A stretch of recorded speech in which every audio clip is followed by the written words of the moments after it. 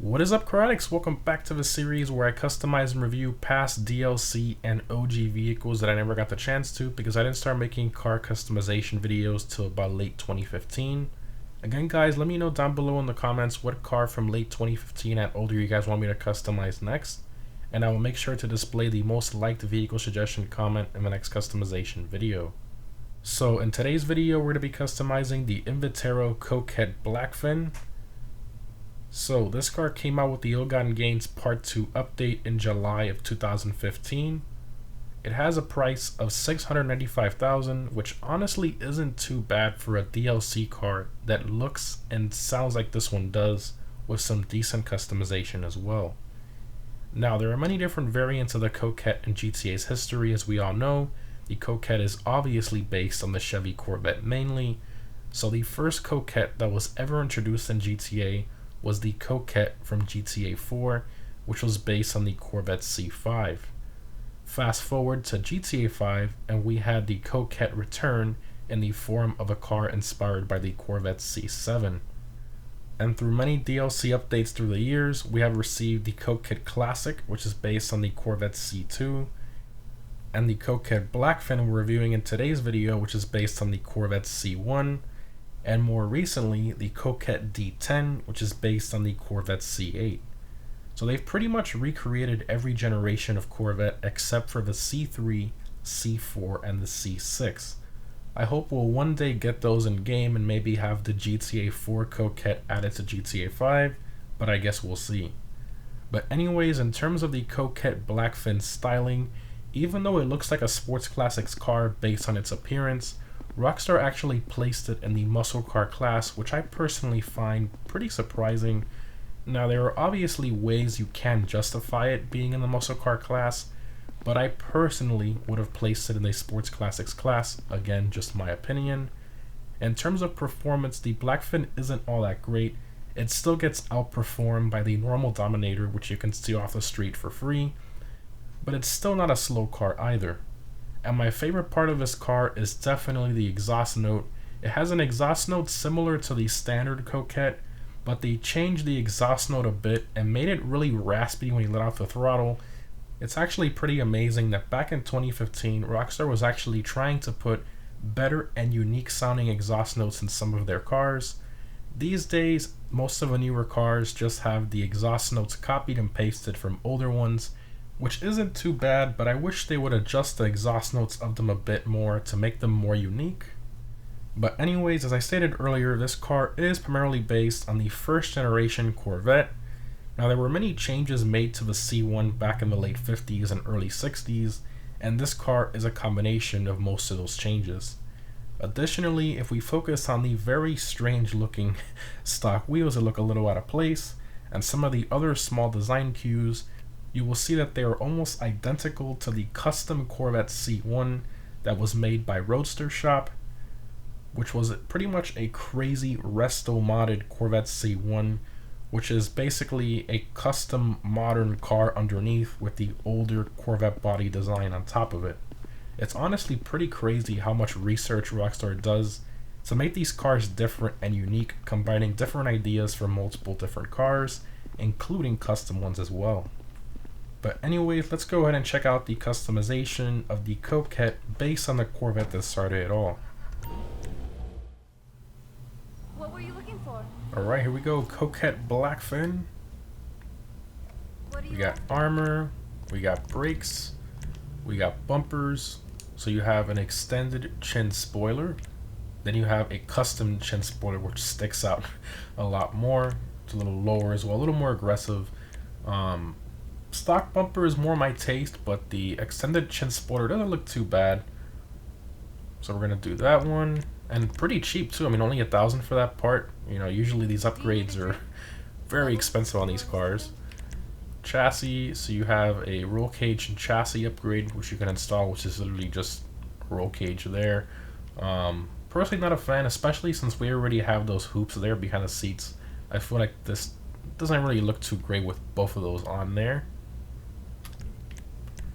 We got engine, exhaust. So these are the stock exhausts here.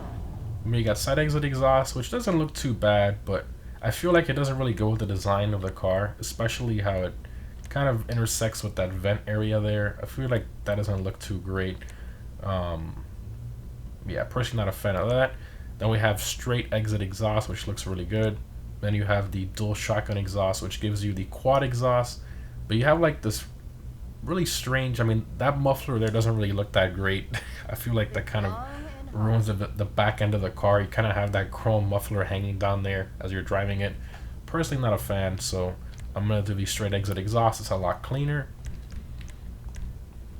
Okay, we got hood. So you got performance hood, which is basically just a hood bulge, which I like a lot. And for some reason, it makes the Coquette logo silver instead of the red. Okay. Then you have the ram air hood, which looks pretty good, kind of different. Then you have the carbon bulge hood and the carbon ram air. And then lastly, you have a vented hood. Now, normally I like vented hoods, but this one, they just put the vents in random places. I don't know why. It just looks so strange where they placed them. Maybe if they would have done it a little bit differently, but I don't understand. A line down the middle, then a gap in the center, and then 2 extra on the side. I don't understand what they were thinking. It was like they blindfolded themselves and just placed it in a random place. Not too much of a fan. So I think I'm gonna do the performance hood. This one, it looks pretty decent, but that like weird shaped hole in the middle does look a little strange. Alright, performance hood. We got lights, so you have the stock yellow, and then you got the xenons. We're gonna do a stock yellow. You got license plates, so we have my stock vet plate here, or should I say modified custom vet plate. I think I'm gonna do a black background, might as well. Alright, so in terms of respray, this one I thought about a lot, and I've had this on my current Coquette Blackfin that I've had for a while. And personally, I just think it looks really, really good. It's a little different. You know, most people will go just normal bright red, you know, like a red or Torino red. I like to do something a little bit different and kind of classy for the era of this vehicle. So I'm going to go to the, where is it, the Cabernet Red. Then we're going to give it a Torino Red pearlescent. Kind of brings out that pearl in it. And then what we're going to do, we're going to go to secondary color. We're going to go to classic. And then, you know, you can do white, which looks pretty good. But personally, I like the cream. That like candy red against the cream. It just looks so, so good. I don't know what it is about it. They just go so well together. So I'm going to do the cream. You've got an eye for this stuff. Your creme brulee goes on the side of the door. We got roof. So this car comes stock with a, you know, a roof like that. I was customizing it without the roof because I feel like it just looks better without it. Now this roof has a pretty unique design, very similar to the car in real life. Personally, I feel like this car looks a lot better without the roof. So that's what we're gonna keep it with. How many cars you got We got spoiler. So here, actually pretty cool. You have a couple ducktail spoiler options. So you have this lip spoiler. Show a different angle there. And then next up, you have a bigger one than the lip spoiler. So it's like an extended lip spoiler. They put ducktail. So small ducktail, big ducktail.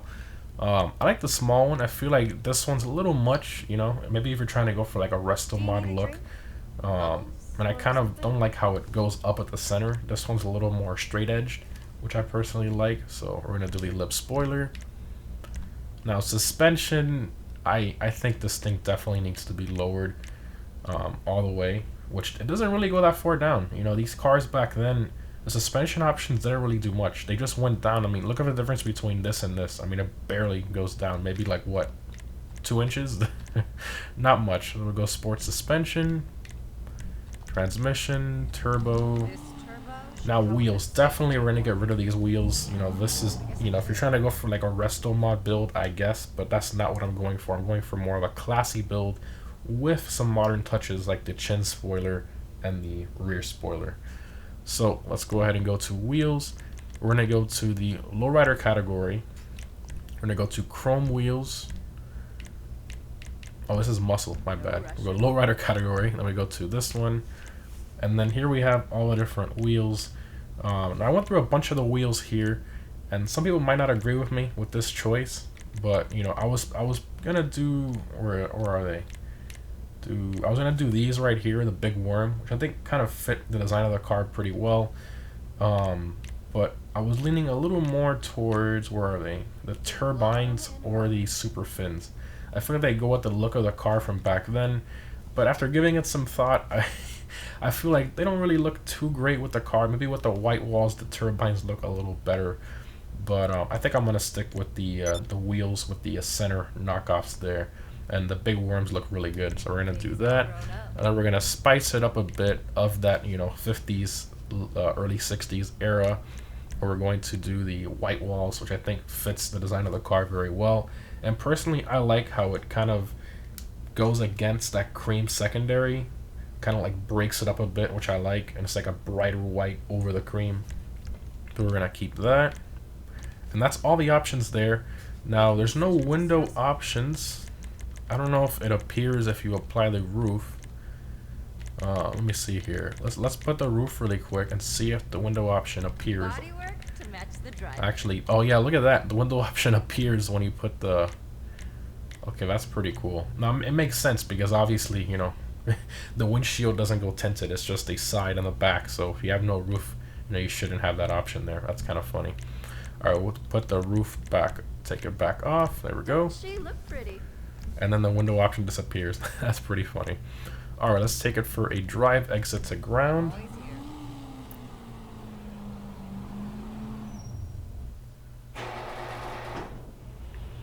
here. All right, rev it up a bit. Takes a bit to rev up, but it sounds pretty good. First person. I'm not too fond of the interior. They just copied and pasted the, you know, standard muscle car interior from the Dominator and all that. But all right, let's go ahead and floor it.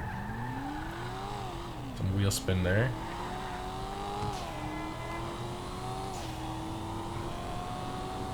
I mean, it moves pretty good. When we let off the throttle here, oh, sounds so good. So raspy, and you get a slight hint of pops and crackles. Sounds so good.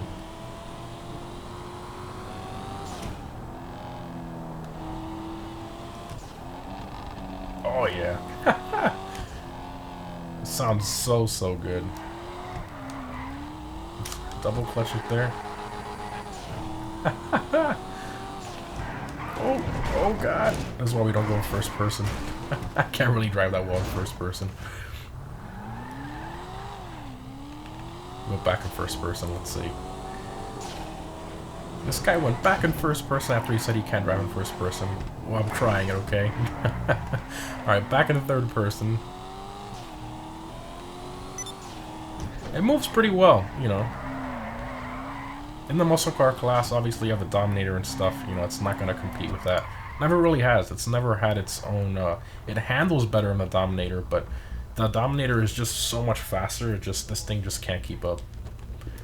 Alright, let's go ahead and pop the doors here. Let's do all. Alright, everything opens up, nice. The interior there, door panels, obviously like I said earlier, standard muscle car interior. You have the engine bay here, got a nice V8 with an 8 stack. We got the trunk, pretty nice. Not bad at all. Not bad. The only thing I wish this car had was a more unique interior. That's like the only thing I really like about it. Other than that, I like everything else about this car. Let me know what you guys think in the comments, what you think of the Blackfin if you have one. If it goes on sale, I think it's a great buy. Even at its normal price, I think it's a pretty good buy as well, you know, for a classic car like this and the customization it has. You know, it has some parts that you can put on it to really customize it the way you like, especially with the primary and secondary color and such. So, hope you guys enjoyed. Again, let me know down below in the comments what vehicle you guys want to see me customize next, and I will make sure to put the most liked vehicle suggestion comment on the next customization video. Thanks for watching, guys, and I'll see you in the next one.